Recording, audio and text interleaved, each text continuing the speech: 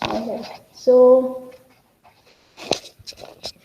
I'm going to start again. I'll just tell you briefly so that we are all on the same page because yesterday so many times we got disconnected.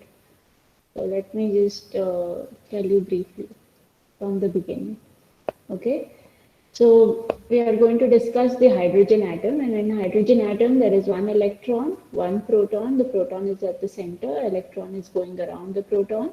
The distance between electron and proton is r. And because electron and proton have opposite charges, they feel a potential. And that potential is known as the Coulombic potential, and it is inversely proportional to 1 by to r. Okay, so it goes as 1 by r.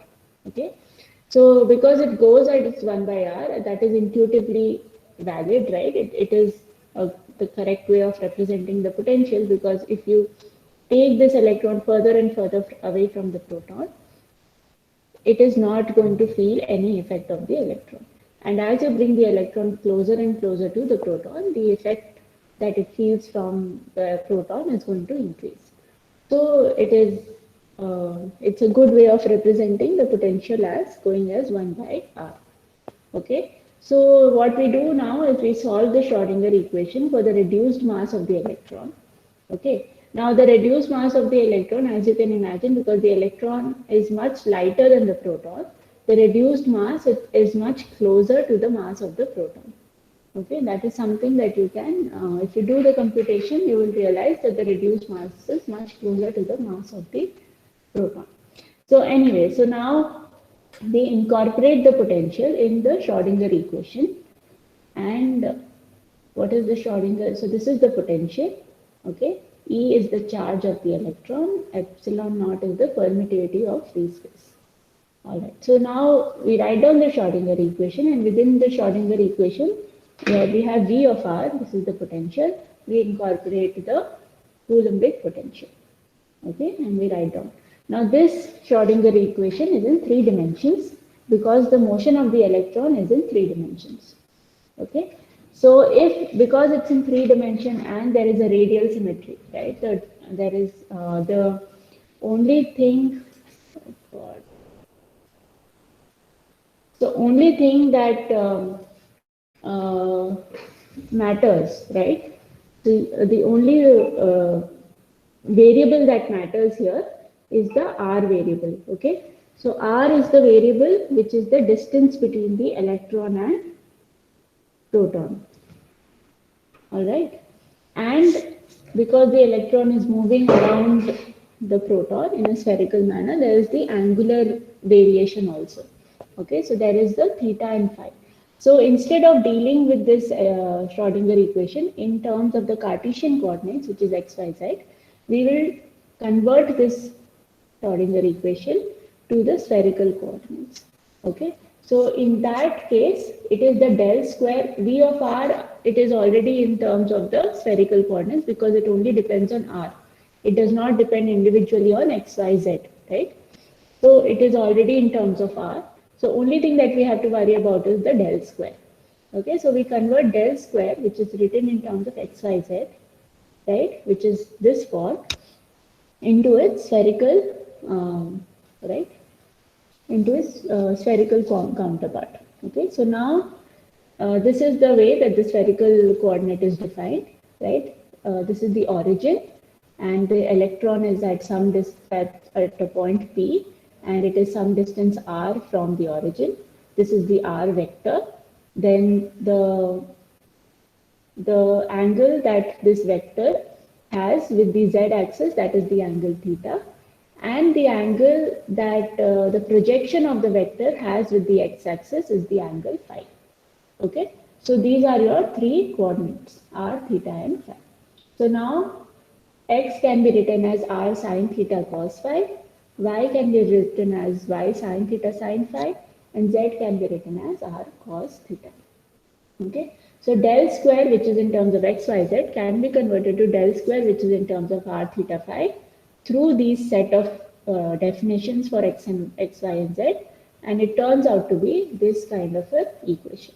Okay, so this is the equation, and this is the second derivative in r, second derivative in theta, and second derivative in phi. Okay, so this is I think, where we started experiencing connectivity issues.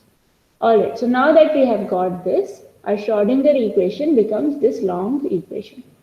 All right.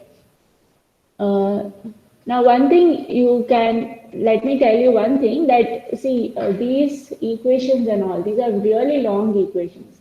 So I don't expect you to remember or mug up or memorize any of these long equations. Okay. But I do want you to know how to approach these equations. Okay. So if I give you a piece of this equation, or if I give you something and tell you now substitute this here and find out what the next step would be, that you should be able to do. So I'll give you all the components. So in the exam, for example, I can give you all the components for solving the problem, and then you should be able to solve the problem, because that will just be a mathematical way of solving it. Okay, but I don't expect you to remember any of these long equations. Of course, you should remember the Schrodinger equation, but apart from that, I don't expect you to remember what is del square in theta, in r, theta, and phi coordinates, because this is really long and it's not required. Okay. Anyway, uh, so now this is our Schrodinger equation. So now what we do? Okay, that was interesting. All right. So now what we do is we look for solutions of psi. Psi is the wave function. So what we need to do is we need to solve for the wave function psi, and we need to solve for the energy E. Okay. So we look for solutions of psi that are separable into products. So basically we look for variable separable solutions. Okay. So what we do is we assume that psi, which is a function of r theta phi, is actually a product of two functions. The first one is a radial term, or a radial function, r of r, and the second term is the angular function, which depends on theta and phi. Okay. So this is the variable separation method. And now what we do is we substitute r into y in place of psi here. Okay. Once we do that, we can simplify it further. So that's what we do here. We substitute this in our Schrodinger equation and we get this long equation. So I want you guys to derive all of this. Go back after the class and derive these steps. Okay. Then only you will understand and you will follow what is happening. Okay, so basically what we are doing here is we are substituting r into y in this equation in place of psi. Wherever we have psi, we substitute. So so wherever we have psi, we substitute r into y. Okay, and we get this equation. Now we simplify it further. The way to do that is we divide this entire equation by r into y, and we multiply it by minus 2 mu r square by h cross square. Basically, we take this to the other side and divide all over by r into y. And then we get some simplification. So now I'm writing it in terms of two curly brackets, okay? So I've divided this equation. So the first curly bracket only has terms which is a function of r, okay, the radial variable. And the second curly bracket only has terms which is a function of theta and phi. Okay, right? So because this curly bracket is independent of this curly bracket, right? Here there is only those terms which are function of r. There is no term which is a function of theta and phi. And over here there are only those terms which is a function of theta and phi, and not any term which is a function of r. Okay, so these two are completely independent of each other and they add up to give you 0. So what we assume is each of these components, each of these curly brackets equal to a constant, okay, because they are independent of each other. So each of these individually equal to a constant. And the constant should add up to 0 because that is what our equation was. Okay, so what we do is we take the constant to be L into L plus 1.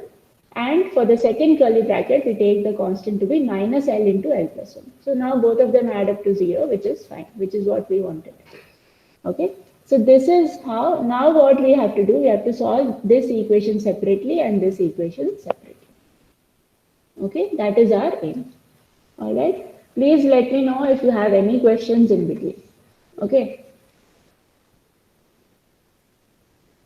All right. Akash, you have a question? Yes, ma'am. Why should both the equation should not be equal to 0? Why it should be equal to constant, some constant? If it is equal to 0, then it just becomes a trivial thing, right? Then you are basically solving for one case of the constant. So 0 is also a constant, but you're saying that it is a particular value of the constant, right? Right now, we don't know what the value L is, right? I have not said anything about what this constant is. This constant is something that we need to solve for. Like we need to, finally, after solving the equation, we will see what this constant is. Okay. So if you put it equal to 0, you are saying that constant value is 0. So that is a particular value that you're putting, right? Okay. Okay, ma'am. All right. So, all right. So we will see. We will see what this constant should be. Okay. All right. So right now, instead of L into L plus 1, you could have put anything, but L into L plus 1 is a convenient way of putting it. Okay, you could have put C square or C or B or anything, any way, any just some constant you could have put. Okay, but we are using it, we are putting this particular, in this particular form because ultimately we will see that this writing it in this form is convenient, okay, because it solves some purpose. All right. So we put individually both of these equations to a constant and now we solve for them individually. All right. So what we do first, so this is called the radial equation and this is called the angular equation. So first what we do is solve for angular. Let's solve for angular equation first because radial equation is a little more complicated. So we'll solve for angular equation first.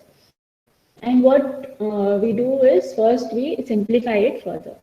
Okay, so basically we are taking y to the other side and sine square theta also to the other side. Okay, basically we don't want sine square theta and y in the denominator. So we are multiplying this entire equation by y into sine square theta. Okay, so this is the equation that we get. All right.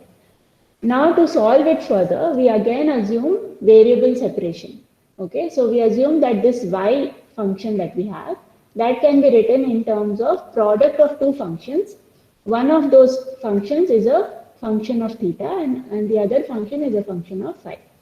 Okay, so basically I'm saying that y of theta comma phi is equal to capital theta of theta into capital phi of phi.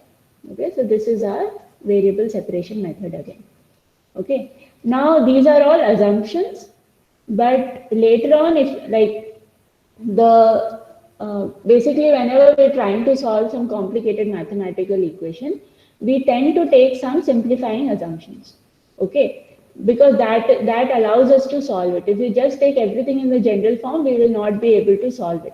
Okay, so we take some simplifying assumption, and this is some simplifying assumption. But these simplifying assumptions are only valid if at the end when you get the solution, it matches with the experimentally known result. Okay, if you took some assumption and then you got some solution, but it doesn't match with the experimental result, then that assumption is not at all valid. Then whatever you do, if you're not able to solve it, then that's your problem. But we cannot really take those assumptions. Okay, but in this case, for the case of hydrogen atom, we took these simplifying assumptions, and then later on when we compared it to the experimental result, we see that yes, this simplifying assumption is valid. So in actuality, uh, these variables are independent of each other, and that is why we could get the solution which matches with the experiment. Okay, so so that's why now, right now, we are taking these simplifying assumptions, and later on, when we get to the solution, we will see that yes, it actually matches with experimental result.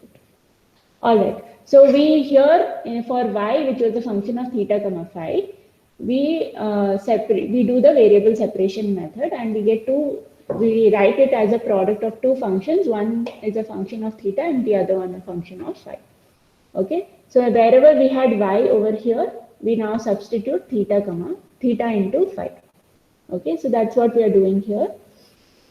All right, and we get this equation. All right, So now what we can do is we can bring this minus L into L plus 1 sine square theta to the other side. And we can write one term which is only a function of theta and the other part which is only a function of phi. So again we use the same method. We say, okay, now let's equate it to a constant. Equate each individual part to a constant. Okay, because why? Because again this one is only a function of theta and this part is only a function of phi. Okay, so we again equate these individually to a constant. Okay, so what is it? So this time we take the constant to be n square. And obviously both of them should add up to 0 because that is what we have on the right hand side. So here the first one we take as n square, second one we take as minus n square. Okay, that's fine. So now, all right. So this is our equation now. So now we have to solve these individual equations. This equation number 12, this is an equation that is familiar to you, right? Because this is a standard second order differential equation, right? So we will solve this first and then we'll go to the other one.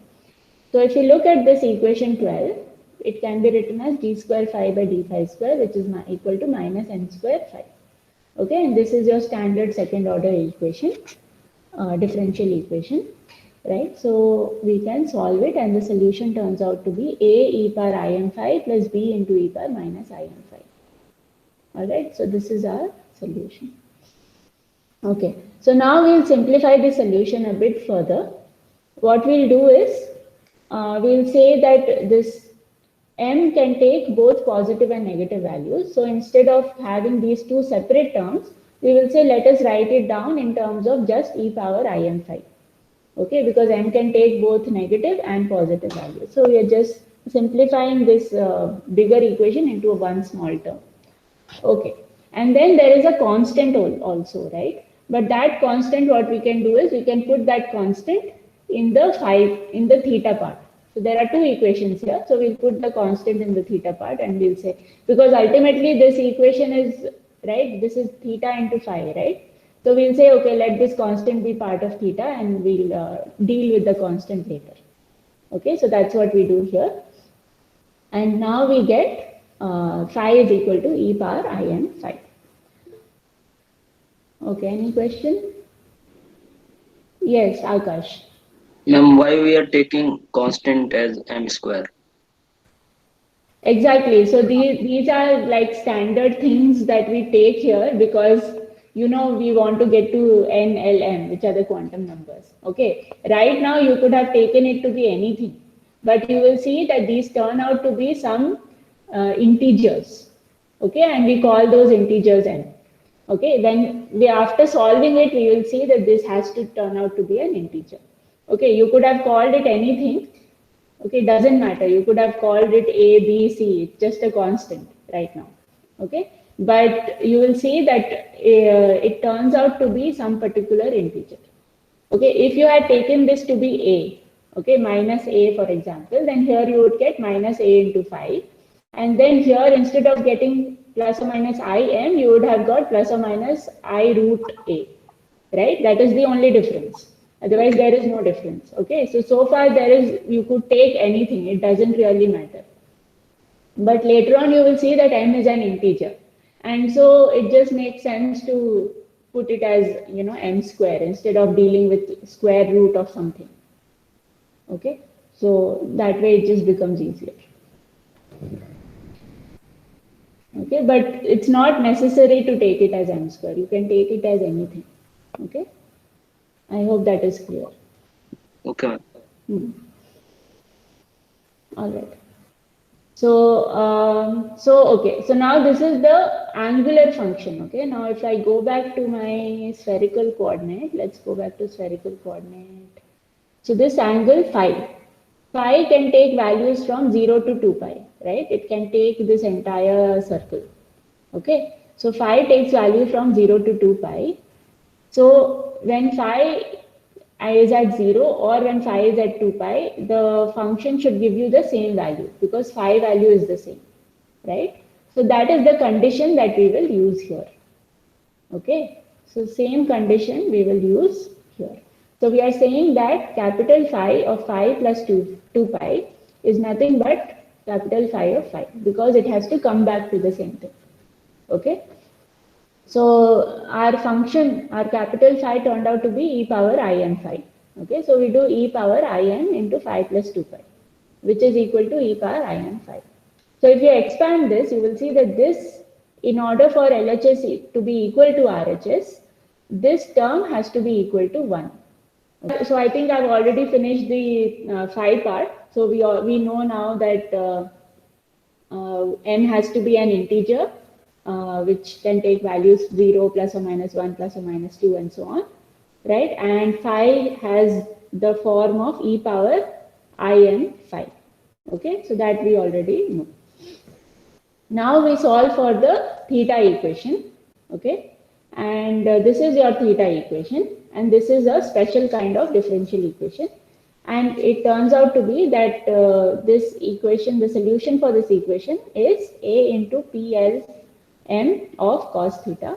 And PLM is known as the associated Legendre function, which is given by this, some complicated equation. Okay, you don't have to remember this, but I'm just writing it for the sake of completeness, that you should know what it is. Okay, so so this is some complicated function. And then here again you get PL of x, and PL of x is the Lth Legendre polynomial, and it is given by this function. Okay, that's clear. So now we know, or we already know what m is. M is a integer which can take both positive and negative values. We still do not know what L is. If we know L, then we know everything here. Okay, right? Because this is a function of cos theta. So wherever you have x, you'll put cos theta and you'll be done. Right? Then you have solved for the equation. But we still don't know what L is. So first thing that you notice here, that for this equation to be valid, your L cannot be negative. Okay, because if L is negative, so suppose L is minus 1, then this term will become dx by d, right? It will just become the reciprocal. So it will become dx by d, and dx by d does not really mean anything. Okay, so for this equation, right, for this term to be valid, L has to be a positive number. It can be 0, no problem, or it can be positive, but it cannot be negative. That much is clear. Okay. So that is the first thing. Second thing you can notice that if m is, so in this formula there is both m and L. So you can notice that if m is greater than L, then this entire term will become 0. Okay, this is something that you can work out for yourself. Okay, I have worked out a small example here. Okay, so I have not worked out in full detail, but I have worked out the essential components. So if I take L equal to 2 and m equal to 4, then P2 of x I can do, no problem. But when I do this differentiation, d by dx power 4, right, I'm going to do basically d by dx power 4 of x square, and this will turn out to be 0. Okay, so basically L always has to be greater than m. Okay, all right. Now for any L, okay, basically the following m values will hold. Okay, and from this equation it is also clear that L has to be a integer. Okay, because this is like a polynomial, it has to be an integer. Okay, so L has to be an integer, it has to be positive, and m has to be less than L. So the highest value that m can take will be L minus 1, right? Because that is m, that is still holds that m is less than L. Okay, so for any L, the following values it can take, which is minus L plus 1, 0, up to 0, and so on up to L minus 1 at L. So these are all the values that m can take. So basically there are 2L plus 1 m values for every value of L. Okay. So now we have solved the theta equation as well as the phi equation. And for the phi equation, we got a simple formula, which was e power in phi. And m there can take any number, but it has to be an integer. And from the second equation, we got theta. We solved for theta. And there we saw that L also has to be an integer and m has to be less than L. Okay, so these are the things that we now know. Okay. Now in this theta equation, right, this is a second order differentiation in theta, which means it might have two solutions actually. But the other, so we have only considered this one solution, but we did not consider the other solution because the other solution diverges. Even though mathematically that solution is possible, physically that solution diverges at large values of theta. Okay, so or at some values of theta. So in that case, we cannot admit those solutions because the wave function should always be normalizable. No matter what the value of theta or phi be, the wave function should be finite, right? The square of the wave function should be finite, right? Because that determines the probability. So we have discarded those other solutions and this is the only solution that we are keeping. Okay? So that is the other thing that I wanted to mention. All right. So the form PLM of cos theta is the only solution for the theta equation. Okay, so now we can write what is P11. Okay, so we write it as PLM. Okay, L in the subscript, M in the superscript. Okay, so again, if L is 1, then M can take value 1, 0, and minus 1 like that, right? So anyway, so P11 is sine theta, P10 is cos theta. These are all the kind of equations that you will get if you just expand those solutions. Okay. Now, if you want to normalize this, okay, if you want to normalize the wave function, you have to normalize again in spherical coordinates because your solution is in spherical coordinates, so normalization will also be in spherical coordinates. So you, from the previous course of math methods, you might remember that dq bar, which is nothing but dx, dy, dz, that when it is written, so this is the volume element, and that volume element, when it is written in spherical coordinates, it turns out to be r square sine theta dr d theta d phi, right? That is what you get. So when you normalize, you have to write psi square into r square sine theta dr d theta d phi. Okay, and now you have divided this psi into product of two functions, which is one is r and the other one is y. So you can do r square into r square dr normalization separately and this normalization separately. Okay, so basically the radial part normalization you can do separately and the angular part normalization you can do separately. Okay, so if you do this normalization, you can get the normalization factor as well. And you will get these equations. Okay, this is your final equation. These are called spherical harmonics. Okay, so right now I'm only talking about equations, but in the next class we will see what the graphs look like. Okay, and then you will get physical intuition of what is happening. Let me know if you have any questions. So YLM in its whole complicated form. So this is some normalization factor. And then you have e power I and phi, which was the solution for your phi part of the equation. And then this is the PLM of cos theta, which was the solution for the theta part of the equation. And this is your normalization factor.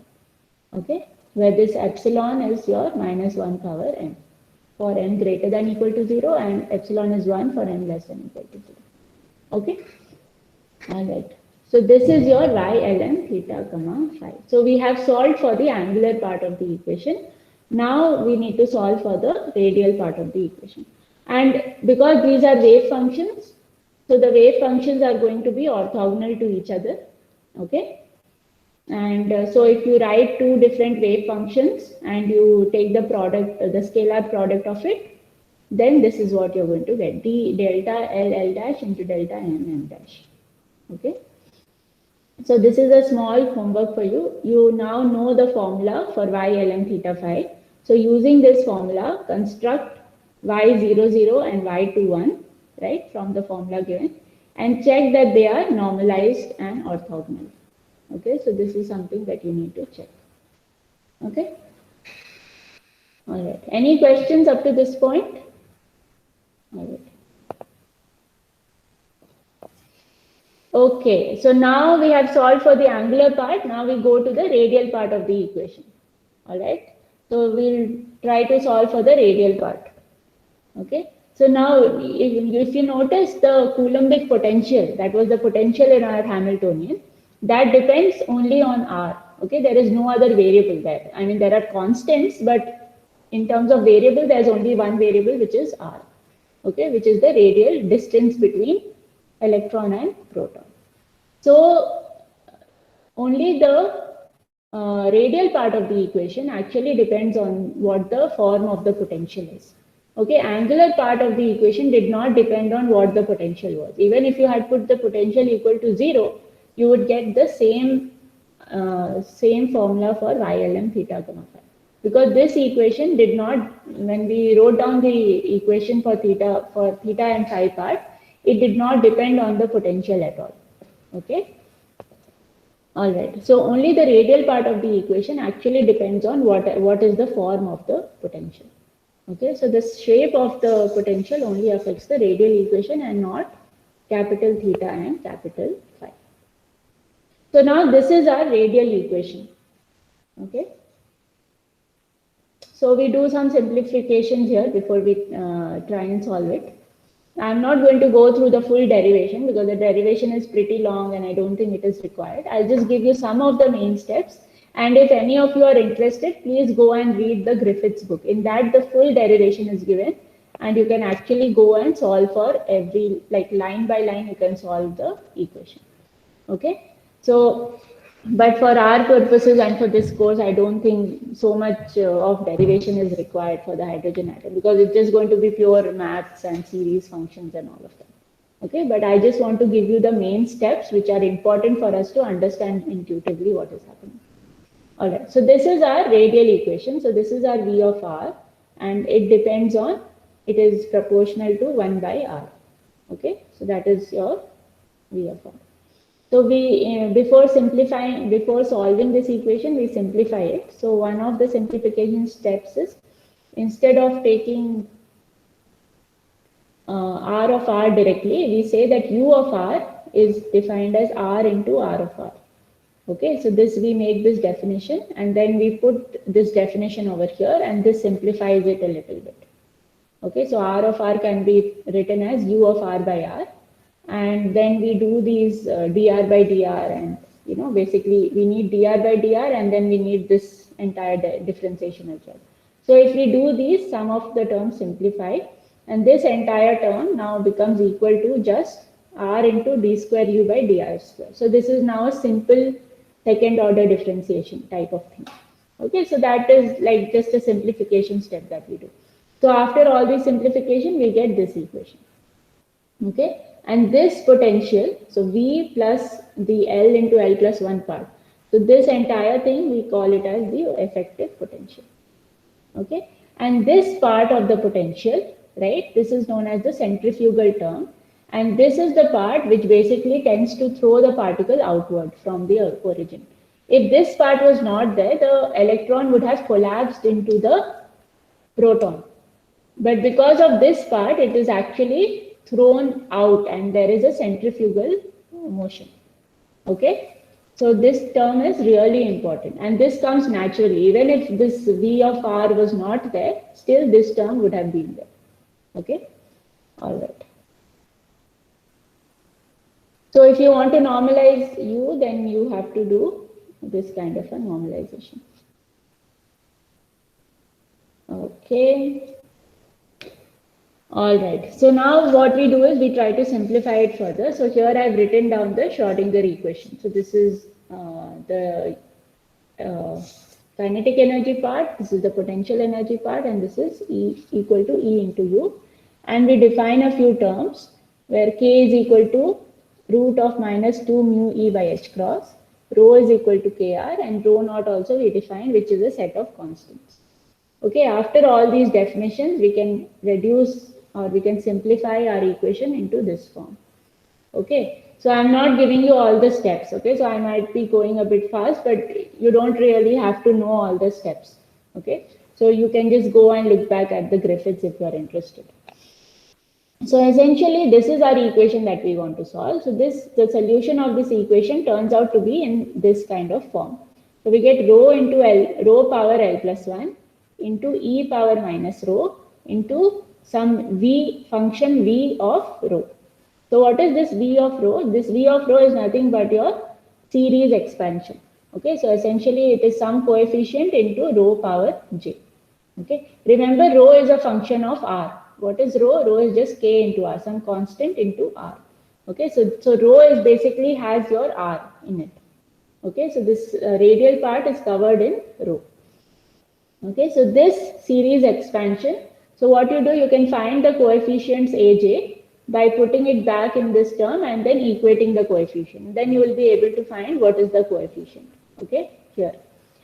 But there is one problem. If you just look at it in this format, what will happen is this equation will blow up, okay, for certain values.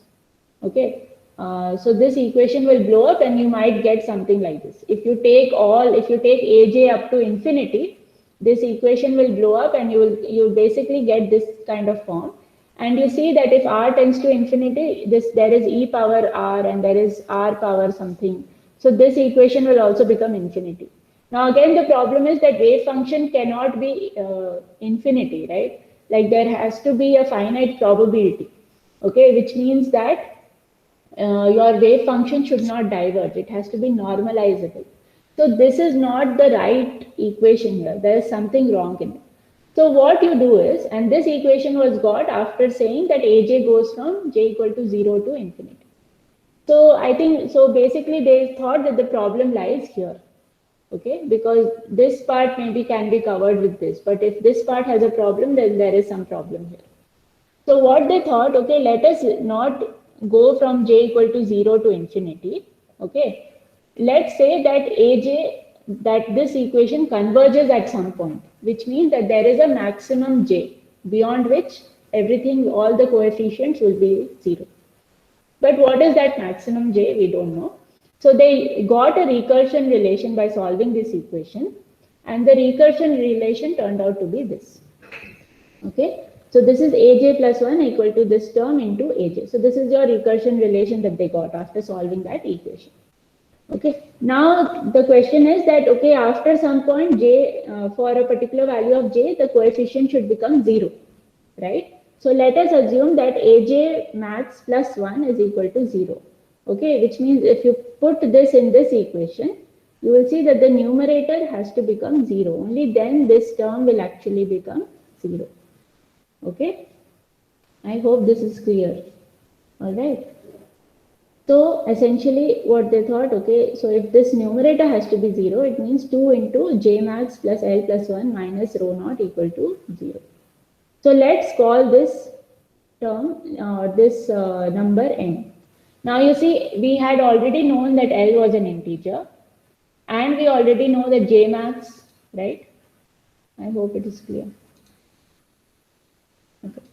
And we already know that j is just an integer, right? Because it is a series expansion. So j goes from 0 to infinity, but j is an integer.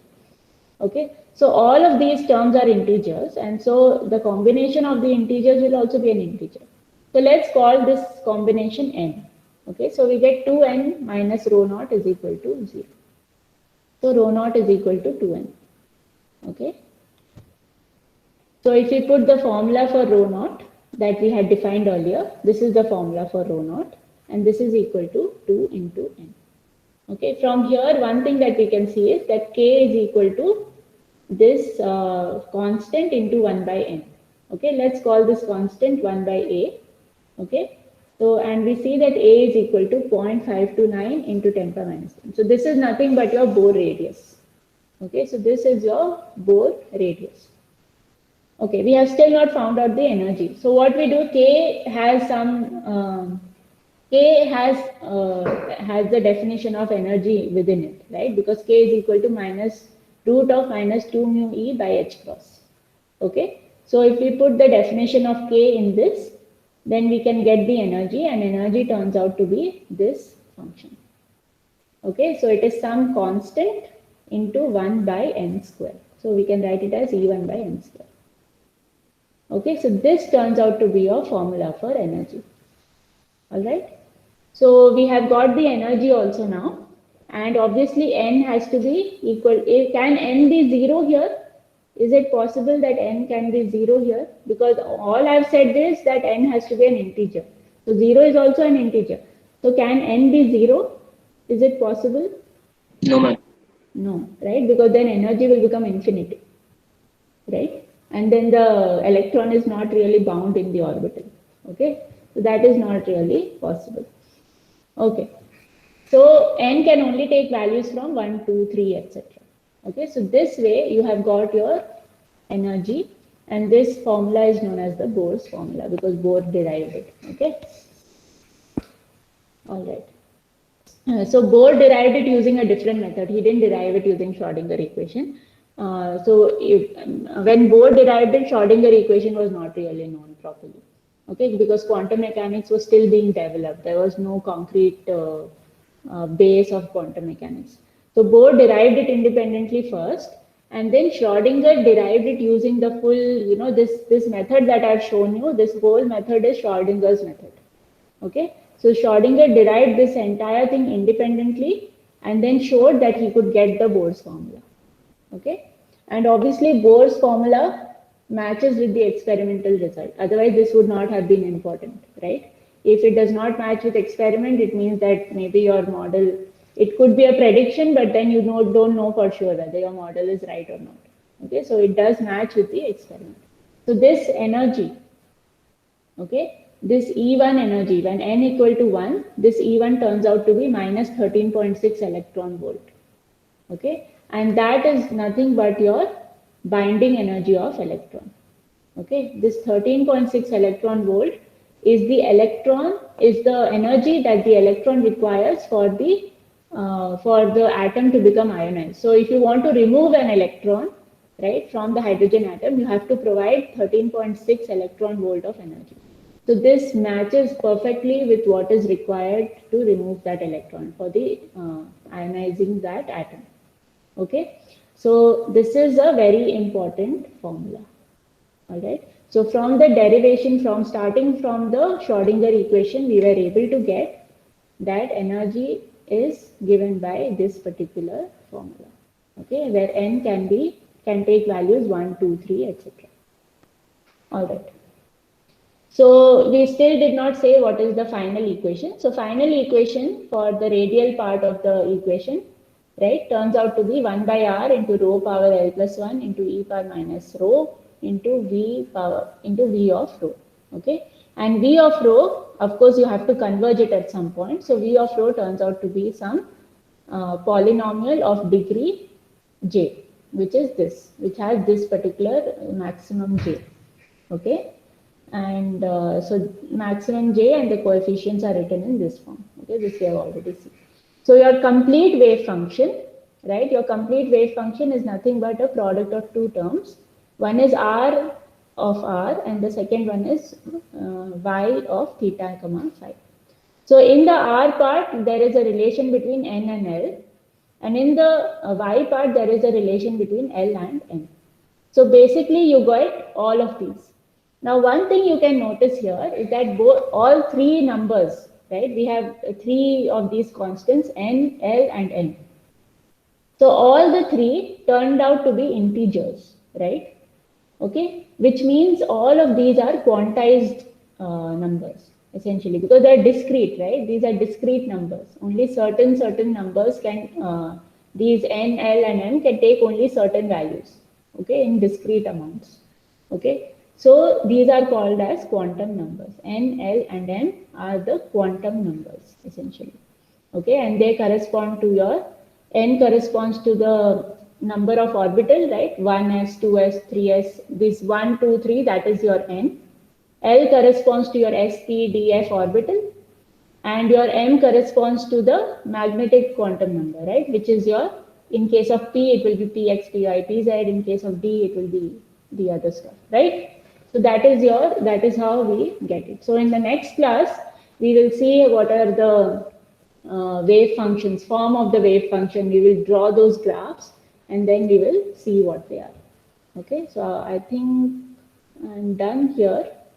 So you can, solve, and what is R10? This is NL. It turns out to be A0 by A into e power minus R by A. So your homework is to normalize this function. See how you can normalize this function. Okay? All right. So finally, if you want to see the final form of this wave function, this is how it looks like. Okay, and this part is your Laguerre polynomial, or sorry, Laguerre associated Laguerre polynomial, and LQ of x is your Laguerre polynomial. Okay, so this is your final. You don't have to remember this, but I'm just showing you that this is how it looks like. Okay, so I'm going to stop here. And in the next class, we will look at the forms of the wave functions, and that is very important, okay? So you should know what the forms of the wave functions are, okay? And we'll look at it in the next class. And obviously that form comes from this equation, right? Otherwise we wouldn't know what the form is. So only after solving the equation, we know, okay, what is the form of each of the individual components. All right, so I'll stop here. Any questions?